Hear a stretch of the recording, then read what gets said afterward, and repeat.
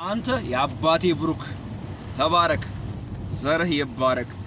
ዘርህ የጠላቶችህን ደጅ ይውረስ፣ ክፉ አያገኝህ፣ ያየ ይውደድህ።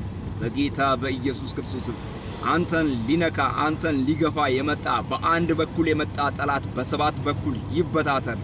እግዚአብሔር ይከልልህ፣ እግዚአብሔር ይጋርድህ፣ እግዚአብሔር ይጠብቅህ።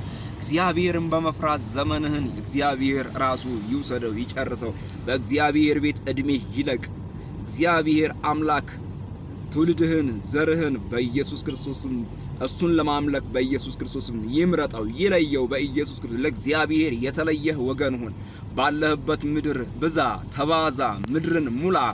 በጌታ በኢየሱስም ለዲያብሎስ ራስ መታት እንድትሆን ለሳጥናኤል መንግስት በኢየሱስ ክርስቶስም ረብሻና ሁከት እንድትሆንለት ለእግዚአብሔር መንግስት ደግሞ አገልጋይ እንድትሆን እግዚአብሔር ያርግ።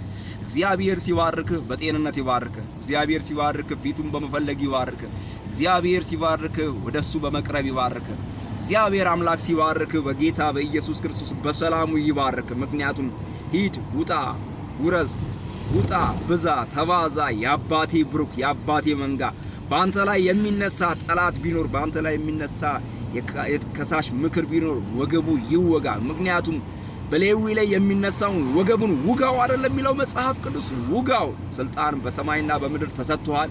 ስለዚህ አንተ የእግዚአብሔር ልጅ ነህ። አንተና ጠላት መካከል ልዩነት አለ። ምክንያቱም የረዳህ አምላክ ያገዘህ አምላክ ያንተ አምላክ ነው። እርሱ ሰማይና ምድርን የሰራ ልዑል እግዚአብሔር ይባረክ።